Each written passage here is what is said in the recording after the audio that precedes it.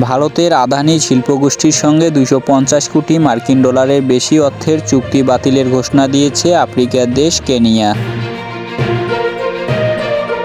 বার্তা সংস্থা রয়টার্সের বরাতে এ তথ্য জানিয়েছে আল জাজিরা। ঘুষ ও প্রতারণার অভিযোগে যুক্তরাষ্ট্রে আদানি গোষ্ঠীর চেয়ারপারসন গৌতম আদানি অভিযুক্ত হওয়ার পর কেনিয়া এ ঘোষণা দিয়েছে। বিশ্বের অন্যতম শীর্ষ ধনী গৌতম আদানি গত বুধবার যুক্তরাষ্ট্রের কচুলিয়া গৌতম আদানি ও তার কয়েকজন সহযোগীকে অভিযুক্ত করেন। একই দিন গৌতম আদানির বিরুদ্ধে যুক্তরাষ্ট্রে গ্রেপ্তারি পরোয়ানা জারি করা হয়। তার ভাতিজা সাগর আদানির বিরুদ্ধেও গ্রেপ্তারি পরোয়ানা জারি করা হয়েছে। চুক্তিগুলোর স্বচ্ছতা নিয়ে কেনিয়ার অনেক রাজনীতিবিদ ও সাধারণ মানুষ প্রশ্ন তুলেছিলেন। চুক্তির অর্থমূল্য নিয়ে এ দেশটি তীব্র সমালোচনা হচ্ছিল। এখন চুক্তি দুটি বাতিলের ঘোষণা দিল কেনিয়া। এ বিষয়ে মন্তব্যের অনুরোধে আদানি গোষ্ঠীর প্রতিনিধিরা তাৎক্ষণিকভাবে সাড়া দেয়নি।